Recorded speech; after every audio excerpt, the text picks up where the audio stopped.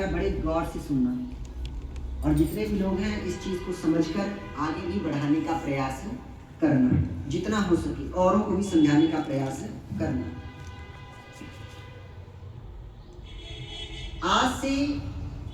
आज 2024 चल रहा है, 2000 साल मान लो और 600 और यानी कि 2600 साल पहले,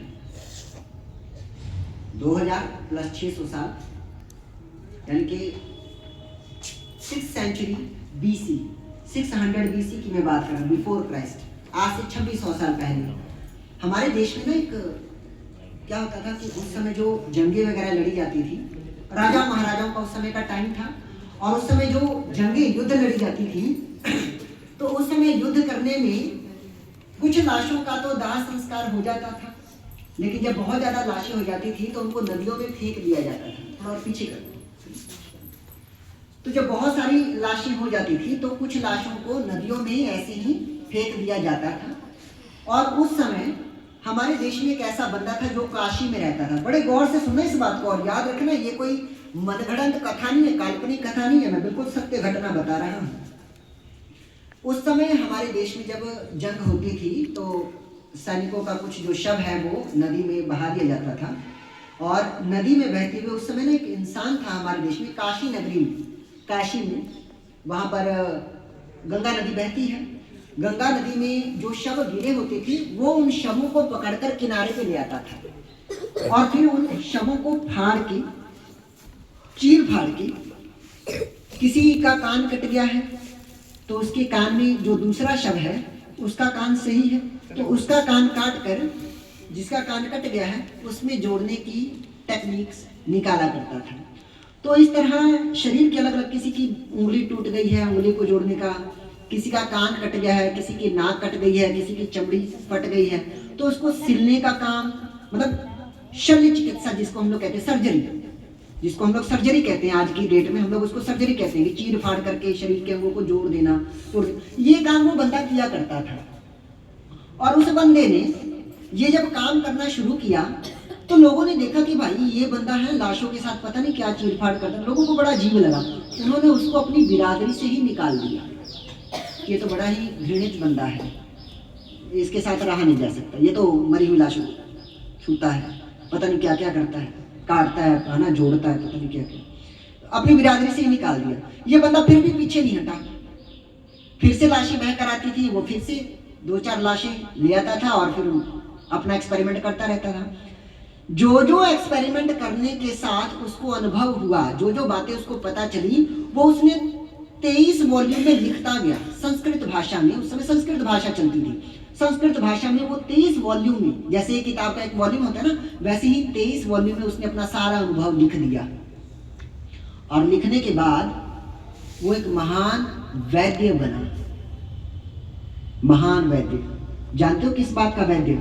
सर्जरी का, शल्य चिकित्सा। कानों को जो आंख किसी की फूट गई, इधर जंग के मैदान में आंख पर तलवार चल गई, ये वाली आंख फूट गई, एक आंख सही है, दूसरी आंख गड़बड़ है, तो इस दूसरी आंख में कैसे जोड़ेंगे? तो कैटरैक्ट की जो सर्जरी होती है, वो कैटरैक्ट की सर्जरी भी उसने खोजी। लगभग 300 प्रकार की सर्जरी उसने इन्वेंट, आविष्कार कर ली, खोज ली उसने, और खोज कर उसने लिख दिया। और लगभग 210 प्रकार की 120 प्रकार के यंत्र, इंस्ट्रूमेंट, आज भी डॉक्टर जब चीर फाड़ करते हैं तो खास तरह की कैंची, खास तरह की वो शल्य चिकित्सा वाले है ना इंस्ट्रूमेंट यूज करते हैं। डॉक्टर के काम में तो आपको पता ही होगा, तमाम प्रकार के सीजर है ना, कैंची, चाकू, छुरियां वगैरह सारा यूज होता है। ये ऐसे ही इंस्ट्रूमेंट उसने भी अपने इन्वेंट कर लिए। लगभग 120 से भी ज्यादा इंस्ट्रूमेंट उसने निकाल लिए, और उसने कई प्रकार की जड़ी बूटियां भी खोज ली, जो क्योंकि चीर फाड़ करेंगे, अब मान लो किसी का ऑपरेशन करना है तो डॉक्टर पहले एनेस्थीसिया देता है ना, बेहोश हो जाए बंदा, तो उस समय एनेस्थीसिया नाम से कुछ था नहीं, तो दारू जो मदिरा होती है, मदिरा देकर बेहोश कर दिया जाता था, और फिर उससे वो अपना एक्सपेरिमेंट करते थे। इस तरह कर कर के उन्होंने शल्य चिकित्सा शुरू कर दी। मतलब डॉक्टरी की फील्ड में, मेडिकल की फील्ड में उन्होंने एक नया ही इतिहास शुरू कर दिया।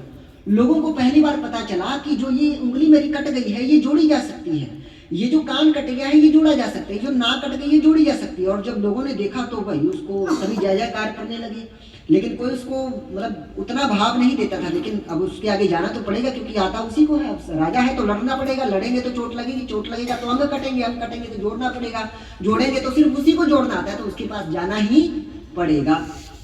और जानते हो वो बंदा इतना ग्रेट निकला, इतना ग्रेट निकला कि उसने जो वो किताब लिखी थी, उस किताब को जब मुसलमानों ने हमारे देश पर हमला किया तो उन्होंने उस किताब का ट्रांसलेशन पारसी भाषा में या फारसी भाषा में किया और उसको अरब लेकर गए। फिर अरब वालों ने उस किताब को पढ़कर पूरी जानकारी ली और उस किताब की जो जानकारी थी फिर वहाँ से वो आगे मिस्र देश को आगे जाना शुरू हुआ, फिर मिस्र देश से पूरे यूरोप को फैलना शुरू हुआ। इस तरह से वो जो सर्जरी थी, वो सर्जरी का सिलसिला जो भारत ने दिया, जो भारत के ऋषि ने दिया, वो ज्ञान यहाँ इस भारत से पहले अरब और अरब से फिर पूरे यूरोप में फैलने लगा, पूरे मिस्र में वो फैल गया। आज ऑस्ट्रेलिया के मेलबोर्न में, ध्यान से सुनना इस बात को कान लगा के अगर किसी का विदेश में कोई रहता हो, ऑस्ट्रेलिया के मेलबोर्न में एक सर्जरी का जो कॉलेज है, मेडिकल फील्ड का कॉलेज है, यूनिवर्सिटी है, कॉलेज कह रहा हूँ, यूनिवर्सिटी है।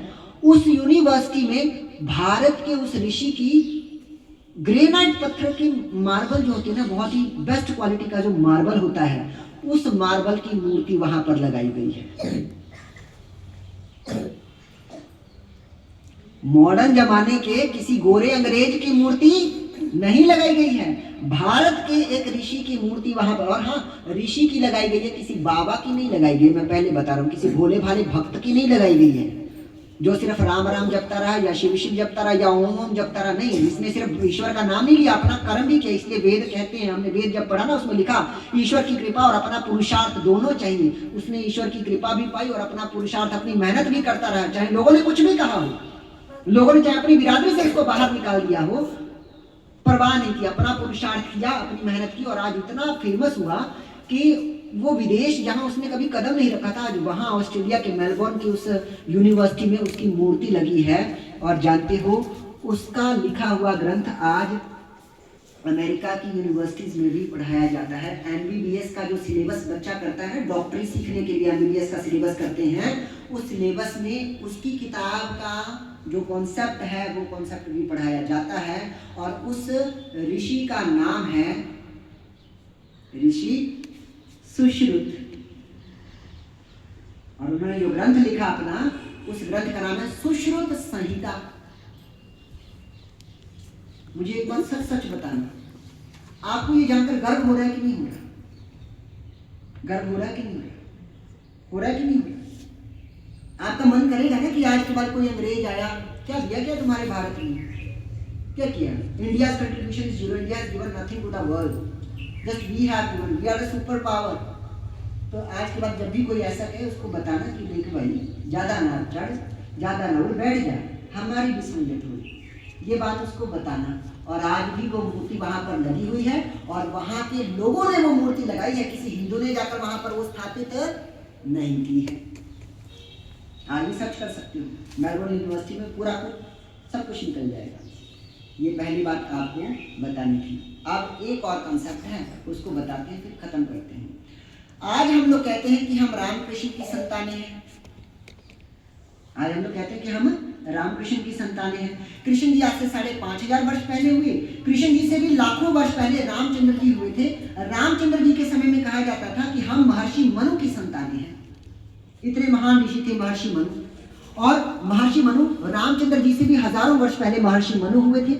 महर्षि मनु ने अपनी एक किताब लिखी थी मनुस्मृति, और उसमें उन्होंने लिखा था कि वेदो अखिलो धर्म मूलम, वेद ही अखिल धर्म के मूल है। मतलब इस दुनिया में अगर धर्म का पालन करना है तो वेदों का पालन करना होगा। जो चीज वेदों के साथ है, वेदों के अनुसार है, वही धर्म है। जो वेदों के उल्ट है वो अधर्म है। तो हमें कभी भी वेदों के खिलाफ जाना नहीं चाहिए। ये बात रामचंद्र जी से भी हजारों वर्ष पहले मनु ने अपनी किताब में मनुस्मृति में लिख दी थी। उस मनुस्मृति को भारत के ऋषि, बेटा तार पे पैर मत रखना, देख कैसी चर्चा कर रहा है, थोड़ा साइड हो जाए। तो उन्होंने कहा कि भाई वेदों का पालन करें। और महर्षि मनु ने अपनी जो किताब लिखी मनुस्मृति, उस किताब को आगे आने वाली पीढ़ियां पढ़ती रही, मतलब राम जी ने भी वही पीढ़ी पढ़ी होगी, वही किताबें पढ़ी होंगी। अब राम जी ने शबरी के जूठे बेर खाए, इसका मतलब क्या है कि राम जी छुआछूत का भेदभाव नहीं करते थे। हमारे देश में कहीं भी छुआछूत का भेदभाव नहीं होता था। और नारी, राम जी के टाइम में नारियों को भी पढ़ने लिखने का अधिकार था। तभी तो तुलसीदास जी के रामचरितमानस में लिखा है कि राम के राज्य में सभी ज्ञानी गुणी पंडित हैं, कोई भी अनपढ़ गवार नहीं है। तो राम जी वेदों का पालन करते थे और वेदों के पालन के लिए महर्षि मनु कह रहे हैं। महर्षि मनु की मनुस्मृति में भी सभी को बराबर का हक, नारियों और पुरुषों को बराबर का हक दिया गया है। नारियों को भी उतना ही सम्मान दिया है जितना कि पुरुषों को सम्मान दिया है। कहीं कोई जात पात छुआछूत का भेदभाव नहीं है। लेकिन आज के हमारे परिप्रेक्ष्य में जब गोरे अंग्रेज हमारे देश में आए तो उन्होंने आगे चलकर हमारे देश में महर्षि मनु की किताबों में ऐसा उलटफेर किया, हमारे देश के इतिहास को ऐसा तोड़ मरोड़ कर बताया कि महर्षि मनु तो नीची जात वालों से नफरत करते थे। महर्षि मनु तो स्त्रियों को पढ़ाने के हक में नहीं थे। नीची जात वालों को कोई हाथ ना लगाए, कोई उनका छुआ हुआ खाए ना, ऐसी ऐसी बातें थी। मतलब महर्षि मनु जातिवाद के थे, वो जात पात फैलाते थे और छुआछूत का भेदभाव करते थे, इसलिए हम मनुस्मृति को नहीं मानते। ऐसी ऐसी बातें गोरे अंग्रेजों ने हमारे देश में फैलानी शुरू की। गोरे अंग्रेजों की बात कुछ हमारे देश के जो पढ़े लिखे, अंग्रेजी मीडियम से पढ़े लिखे जो नौजवान थे, उन्होंने भी उसी बात को आत्मसात करना शुरू किया और वही बात पढ़ाना शुरू किया। आज भी आपको कई प्रकार की ऐसी वीडियोस मिल जाएंगी जिसमें मनुस्मृति को जलाकर एक लड़की बीड़ी पी रही है। मनुस्मृति जलाई हुई है, उसको बीड़ी पी रही है, उससे बीड़ी पी रही है कि देखो हम मनुस्मृति जला रहे हैं, हमारा महर्षि मनु से कोई लेना देना नहीं। वो महर्षि मनु जो कहते हैं कि यत्र नार्यस्तु पूज्यन्ते रमन्ते तत्र देवता, जहां नारियों की पूजा होती है वहां देवता निवास करते हैं, उस महर्षि मनु की किताब को एक नारी ही आज जलाकर और बीड़ी पीकर वीडियो बना रही है और वो वीडियो पूरा देश देख रहा है। ऐसा सब कुछ हुआ है। चलो ये तो छोटी मोटी बात थी। अब जरा ध्यान से सुनना, राजस्थान के जोधपुर में राजस्थान हाई कोर्ट है। राजस्थान हाई कोर्ट है। उस राजस्थान हाई कोर्ट में महर्षि मनु की एक मूर्ति लगी हुई थी। क्या लगी हुई थी? मूर्ति लगी हुई थी। 8 जुलाई 1989, 8 जुलाई 1989 को किसी ने याचिका दायर की, केस कर दिया कि ये जो राजस्थान हाई कोर्ट में मूर्ति लगी है महर्षि मनु की, ये हटनी चाहिए, क्योंकि महर्षि मनु तो नारियों के खिलाफ थे, ये जातिवाद को बढ़ावा देते हैं, ये छुआछूत को बढ़ावा देते हैं, इसलिए महर्षि मनु ऐसे जातिवाद को फैलाने वाले की जो मूर्ति है वो यहाँ से हटाई जानी चाहिए। और मजे की बात देखो, अदालत ने भी फैसला दे दिया कि हाँ हटाई जानी चाहिए। हाई कोर्ट ने, राजस्थान हाई कोर्ट ने फैसला दे दिया कि ये मूर्ति हटाई जानी चाहिए। और जरा सुनना, जब वो मूर्ति हटाई जा रही थी, मतलब जिस महर्षि मनु का नाम लेकर रामचंद्र जी सीना चौड़ा करके कहते होंगे कि हम महर्षि मनु की संतान हैं, उस महर्षि मनु की मूर्ति वहां राजस्थान हाई कोर्ट से हटाई जा रही थी और कोई राम भक्त, कोई हनुमान भक्त, कोई शिव भक्त खड़ा नहीं हुआ कि ऐसे कैसे हटा दूं, कोई खड़ा नहीं हुआ। लेकिन उस समय हमारे देश में एक व्यक्ति खड़ा हुआ और वो था आर्य समाजी, महर्षि दयानंद का अनुयायी, और उस बंदे का नाम था धर्मपाल आर्य। धर्मपाल आर्य जी खड़े हुए और उन्होंने इस याचिका के विरोध में अपनी याचिका दायर की कि नहीं, ये जो बात कही जा रही है ये गलत है और मैं इसके विरोध में अपनी याचिका दायर करता हूं। जब केस शुरू हुआ, कोर्ट में दोनों आमने सामने हुए, सुनना मेरी बात, इस बंदे ने, धर्मपाल आर्य जी ने 14 ऐसे तर्क प्रस्तुत किए, ऐसे लॉजिक पेश किए अदालत में, जिनसे ये साबित हो गया कि महर्षि मनु किसी भी प्रकार से जात पात, छुआछूत या नारी के खिलाफ नहीं थे। उन्होंने सदैव समता का ही, समानता का ही प्रवचन दिया है, उपदेश दिया है और हमेशा नारियों को बराबर का सम्मान दिया है। ये बात उन्होंने 14 तर्कों से प्रस्तुत कर दी। जब 14 तर्कों से इन्होंने, धर्मपाल आर्य जी ने अपनी बात प्रस्तुत कर दी, तो जो विपक्षी पार्टी थी उसको कहा गया कि लाओ भाई, तुम कोई 3 ऐसे तर्क प्रस्तुत करो, तुम कोई 3 ऐसे रीजन दो जिससे तुम ये साबित कर सको कि महर्षि मनु जो है वो छुआछूत का भेदभाव फैलाते हैं या जातिवाद फैलाते हैं। इस पूरे केस की जो फाइल बनी है ना, उस फाइल में लिखा है कि जब विपक्षी पार्टी को समय दिया गया बोलने का, 20 मिनट तक तो उनका मुंह बंद रहा। 20 मिनट तक वो कुछ बोल नहीं सके और उसके बाद भी जो उन्होंने तर्क दिए उनका कोई भी आधार नहीं था। पूर्ण रूप से आर्य समाजियों की जीत हुई और धर्मपाल आर्य जी की जीत हुई। आज भी वो महर्षि मनु की मूर्ति राजस्थान हाई कोर्ट में बड़ी शान से खड़ी है। और उसके लिए कारण कौन है? एक पढ़ा लिखा आर्य, एक विद्वान व्यक्ति, एक सजग व्यक्ति। अगर उस आर्य ने भी वेद ना पढ़े होते, महर्षि दयानंद के सत्यार्थ प्रकाश को ना पढ़ा होता, अपने ऋषियों की बातों को ना पढ़ा होता और सिर्फ राम राम शिव शिव कृष्ण कृष्ण हनुमान हनुमान या फिर ओम नाम का जाप करते हुए भोला भाला भक्त बनकर रह गया होता, तो आज वो मूर्ति हट चुकी होती और हम सब लोग कहते हैं अच्छा यहाँ कभी मूर्ति थी, ओह हमें तो पता ही नहीं, किसी ने बताया ही नहीं। मैंने ये कथाएं क्यों सुनाई? इसलिए सुनाई कि हम लोग आज से भी सोचें, सजग हों।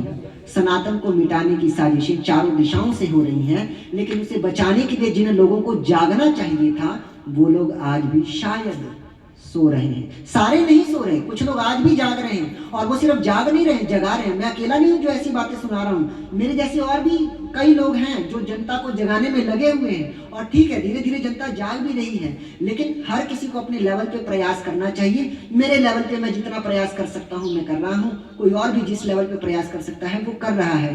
आप लोग भी सोचें कि क्या आप लोग इस जानकारी को औरों तक पहुंचा सकते हैं? अपनी जानकारी, अपनी संस्कृति, अपने देश के लोगों ने कितने बड़े योगदान दिए हैं, क्या हम ये औरों को सुना सकते हैं?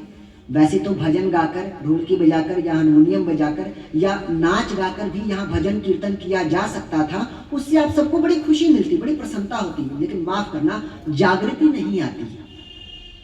हम क्यों मरे अपने धर्म के लिए? हमारा धर्म महान क्यों है? हमारे पूर्वज महान क्यों हैं? उन्होंने ऐसा क्या किया है कि हम उनका नाम लेकर सीना चौड़ा करके आगे बढ़े? ईरान में बॉम्ब ब्लास्ट हो रहा है, यहाँ कुछ लोगों को दर्द हो रहा है। उनके दिल में कितना दर्द है अपने उलेमाओं की।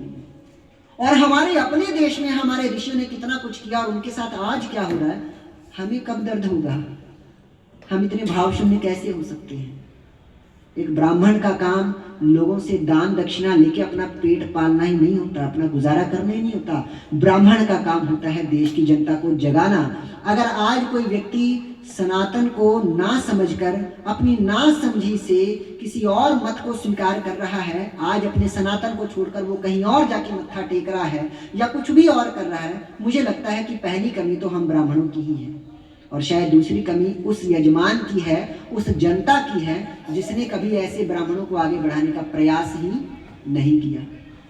ये जो हवन हो रहा है ना, इसके अलग अलग लोग अपनी सेवाएं देते हैं, अलग अलग लोगों का आप सबका सहयोग मिलता है। मैं कल परसों गया था किसी के यहाँ सहयोग लेने के लिए, किसी से कुछ योगदान चाहिए था, तो उस योगदान में मैंने भी कुछ रुपए अपने दे दिए। कहा कि चलो आप अपना योगदान दे रहे हो और मैं अपनी तरफ से मैं ये योगदान दे रहा हूँ। तो उस शख्स ने कहा कि इसकी जरूरत नहीं है। क्यों जी आंटी कहते हैं ना हम कि इसकी कोई जरूरत नहीं है। पंडित जी आपने कहा ये हो जाएगा, छोटी मोटी तो बात है, इसमें कौन सी बड़ी बात है। सामने ही उनका बेटा बैठा था। अब मैंने वहां तो कुछ नहीं कहा, लेकिन आज मैं कहता हूं कि मैंने ऐसा क्यों किया। मैं अगर वो योगदान ना भी देता, कुछ धनराशि मैंने उनको दी, 100-50 जो भी दिए, तो जो भी मैंने वो योगदान दिया उसकी उन्हें जरूरत नहीं थी, ये बात सत्य है, लेकिन मेरा देना जरूरी था। क्यों? क्योंकि वो जो सामने बच्चा बैठा है ना, वो आने वाली पीढ़ी है और वो आने वाली पीढ़ी ये देख रही है कि जब धर्म के लिए कार्य किए जाते हैं और जो पंडित जी हम लोगों को जगाने की फिराक में रहते हैं, हम लोगों को धर्म के लिए आगे आने के लिए कहते हैं, अपना योगदान देने के लिए कहते हैं, दान करने के लिए कहते हैं, जब वो खुद इस काम को आगे बढ़ाना चाहते हैं तो वो क्या दान कर रहे हैं ये वो बच्चा खुद अपनी आंखों से देखे। मैं उसको दिखाना चाहता था कि हर ब्राह्मण ऐसा नहीं होता जैसा आजकल हमें सुनाया जाता है। कुछ ऐसे भी हैं जो अपने धर्म के लिए खुद का धन लुटाने से भी पीछे नहीं हटते। ये बच्चा वो अपनी आंखों से देख रहा है, कल को वो भी सीखेगा कि हाँ आज मेरे पास भी इतना धन हो चुका है, इतना सामर्थ्य हो चुका है, मैं भी अपना तन मन धन, अपना सामर्थ्य और अपना समय इस धर्म के लिए लगाऊं, इन वेदों के लिए लगाऊं, इस यज्ञ के लिए लगाऊं। आज मैं करूंगा और मुझे करते हुए ये बच्चे देखेंगे, तभी तो कल को ये भी करेंगे। अगर आज मैं ही कंजूसी करने लग जाऊं तो कल को ये भी तो वही आचरण करेंगे। चलो इसी बातों के साथ वाणी को विराम देते हैं। ओम